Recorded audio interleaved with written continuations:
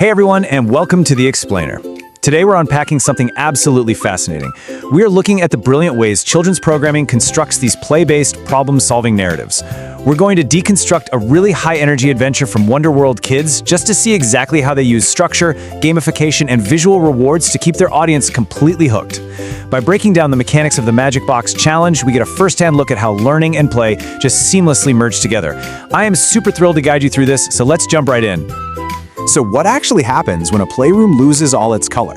Well, this is the dramatic, inciting incident that hooks the audience literally from second one. Our hosts, Leo and Lily, walk into their beloved playroom only to gasp in unison. Everything is covered in this bleak, gray, black and white filter, and they quickly discover the culprit, right? It's a silly but very sneaky color thief ghost who's actively running away with their rainbow. Establishing such a stark visual problem right out of the gate, that is a masterclass in grabbing attention. All right, Section 1, the colorless crisis. Okay, let's dive into this. Just look at how this episode establishes the stakes of the story right away. The crisis begins with this super bleak, gray, black and white playroom. It's lifeless, it's dull, which is basically the ultimate nightmare for a playroom, right? But the objective is incredibly clear.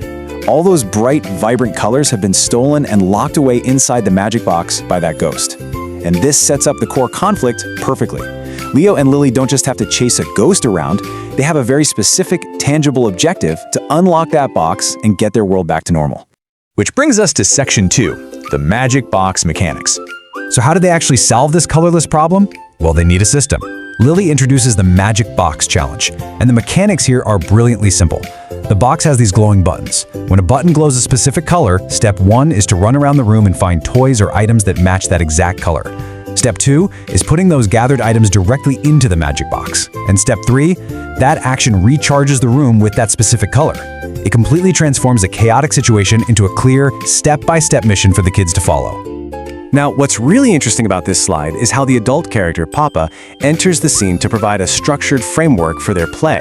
He brings in this large poster, which is his reward chart. He tells the kids that for every single color they successfully find and recharge, they're going to earn a special super sticker on their to-do list.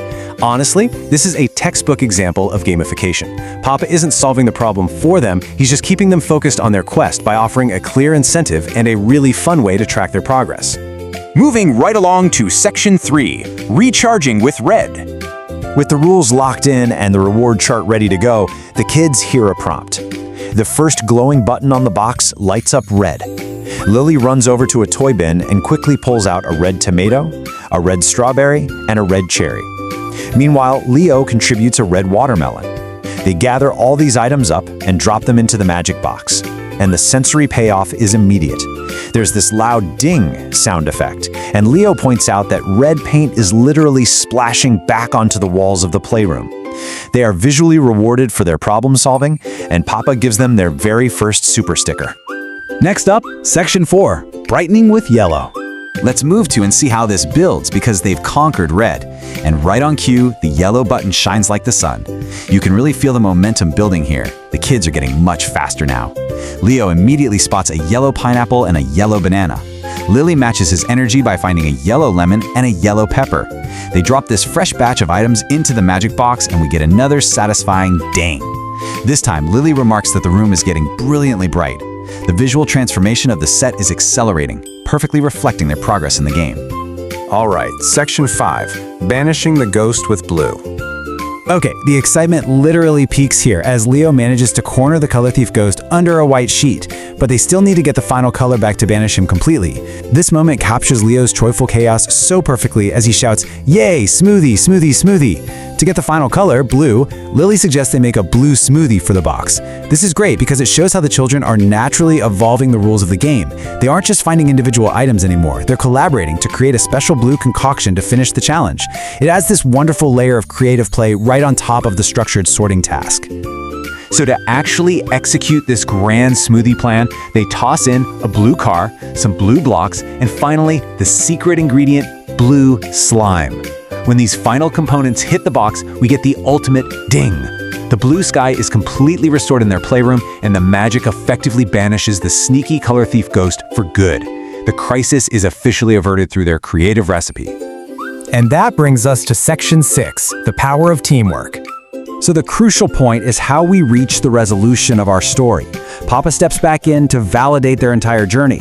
He tells them, "Amazing work, Wonderworld kids. You finished the whole to-do list and helped each other." Notice how he specifically highlights two things: their completion of the structured task, the to-do list, and their social-emotional success of helping one another. It really reinforces the idea that the real victory wasn't just finding colors, it was working as a unified team to overcome a shared challenge. And this brilliantly illustrates the complete victory state.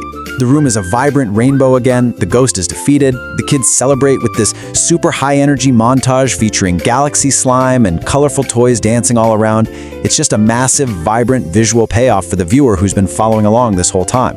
And of course, Leo capitalizes on this high energy to deliver a direct call to action, inviting the audience to subscribe and give a big thumbs up to join their next magic adventure. Which brings us to our final question for you. Are you ready for the next magic adventure? Wonderworld Kids shows us exactly how powerful it is to combine clear visual stakes, structured gamification, and collaborative play into one incredibly engaging package. They took a simple color sorting exercise and turned it into an epic quest to save a rainbow. I really hope this breakdown has given you a fresh perspective on how narratives are constructed to teach, entertain, and inspire. Thank you so much for joining me for this explainer, and definitely keep your eyes open for the magic in your own learning adventures.